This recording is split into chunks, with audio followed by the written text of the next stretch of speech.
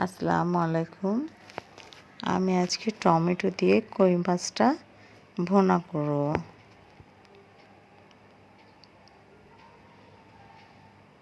Fry pan দিলাম, তেল দিয়ে দিলাম। এখন কই মাছটা এখন চুলায় দিলাম, এটাকে কড়া করে একটু ভাজি করে নিব।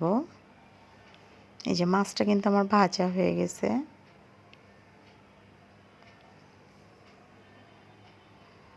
ওটাকে আমি নামিয়ে নেব। নামিয়ে আমি কড়াইটা দিলাম তেল,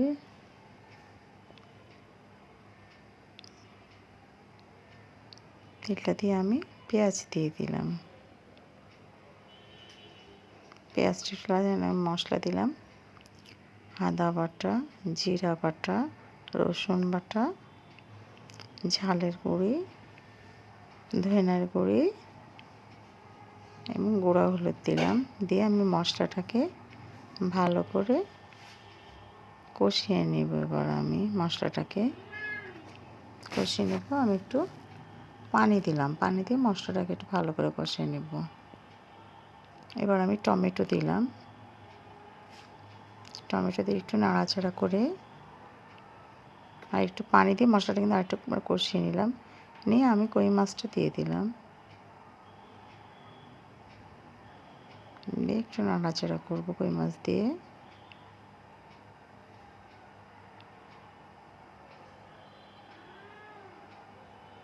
এবার আমি একটু পানি দিয়ে দিলাম।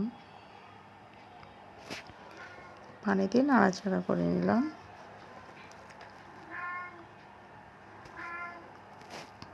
একটু কাঁচামরিচ দিলাম।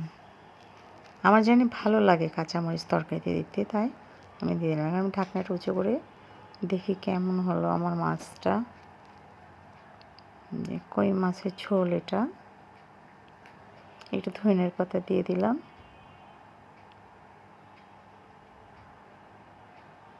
দিয়ে আবার ঢেকে দিলাম মাছটাকে। এবার দেখি তো কেমন হলো। দেখেন কত চমৎকার একটা কালারও আসছে, খেতেও কিন্তু অসাধারণ ভালো লাগে খেতে।